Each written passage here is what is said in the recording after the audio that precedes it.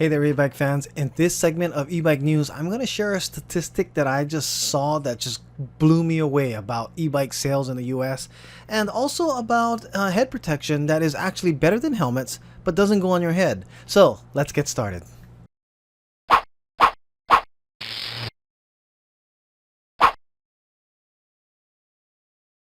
Alright, so I want to start off with the normal conversation about, I guess, supply chain. I mean, I'm not going to go into detail about all the delays that are happening because all you guys already know that there's delays on bikes everywhere.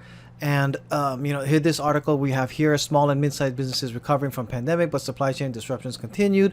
This came out actually today and is typical. This is actually an article in Australia about an Australian company. So you guys already know that this is already happening. The same thing's happening in the US. And I try to look for actually positive news about supply chain issues lightening up.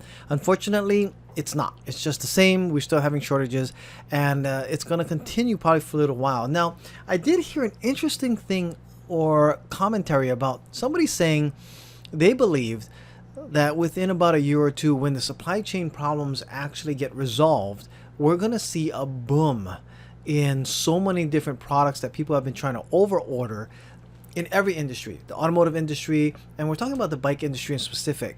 Do you guys think that we're going to have a flood of bikes from all of these companies who have all these back orders finally coming in, and that maybe prices might come down? It could possibly happen. I don't know. I'm actually thinking it's not at this time, from what I can see as how bad the supply chain issue the manufacturing delays that are going on. I don't think we're actually going to see it right away within the next year, maybe 3 years for everything to come back and play. I'm not sure, but I'd love to hear your opinion. Comment below what you think is going to be happening with that. Now, this is not about the supply chain as much as what I am seeing in other news that came out. This is actually came out yesterday or earlier this evening, about an American buys an e-bike every 52 seconds. So, I don't know how long I've been talking already, but already another bike's been stolen. And before probably even done with this segment, another 20 e-bikes will have been already sold in the United States. It's crazy to think 52 seconds another bike is sold. And this article, actually, I'm not going to go into this article because it does talk about how infrastructure for bicyclists around the United States, there's no funding that's been going into it as much as there has been funding for infrastructure for electric vehicles. In fact, this article also does state that there has been 4 times more e-bikes sold than electric vehicles, cars. So there's a lot of movement toward bikes being sold now. So my question is this really going to be just a fad? Will it start to die down as soon as everything starts kind of settling in and supply chain gets brought back up and everybody feels more comfortable without masks all over the place? If that happens, then yes, we're probably going to see bike prices start to drop. We're probably going to see an influx of all those back orders start coming in, and will we potentially see people still holding on riding their bikes more often? I don't know. It's hard to say. Like when winter comes and everybody starts not riding their bikes because it's too cold, will that habit maintain when spring comes around the next time? Perhaps we'll see more bikes actually become higher in demand, more technology, more innovation.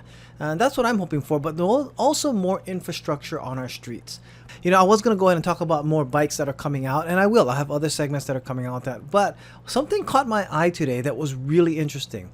And it was, I like looking at other things, not just about the bikes, but what about the accessories? What are things that are actually going to be booming because of what's been put out there? And I came across a company that has really put some pretty cool innovation out there.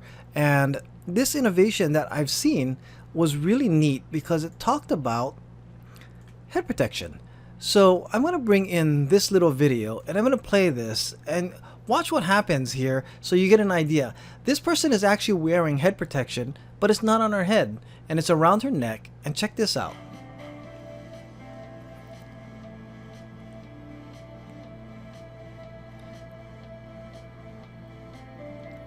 Basically, when we go to their website, we're going to start to see this protection that's actually available protects 8 times better than a helmet.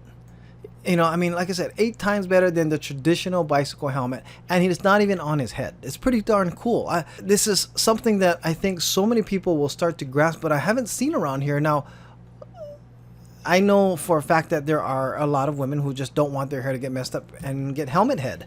So they'll either not wear helmets or they'll wear it, but reluctantly, and they'll have to deal with, getting their head all or hair all straightened out. But the whole thing is that if there's something better out there, should we see more of this being put out there? I mean, the whole thing with this technology got put, or innovation was made because I think it was Sweden that actually made this law that said all kids need to wear helmets. And then they were thinking about, well, should we pass that on to adults? And of course, someone was saying, well, if they don't want to wear a helmet, what other protection can be made? And they came up with this airbag technology for the head. World's safest bicycle helmet. It reacts within 0.1 second of feeling the momentum of a fall, and you'll get this inflated pillow around your head and protect you potentially better than a helmet. And because it doesn't cover your head, more people may be wearing these. So what I'm thinking, I mean, if I could wear a baseball cap rather than a helmet and then put this around my neck, one, even though this will make my neck hot, my head gets really, really hot with a helmet. And just curious. This is something I was kind of curious, and I wanted to know what you guys thought. So what is the price on this? So there's actually different prices that I've seen. $349, $399, and then some even that have, I guess, some styles that are coming out there. And this is Euro.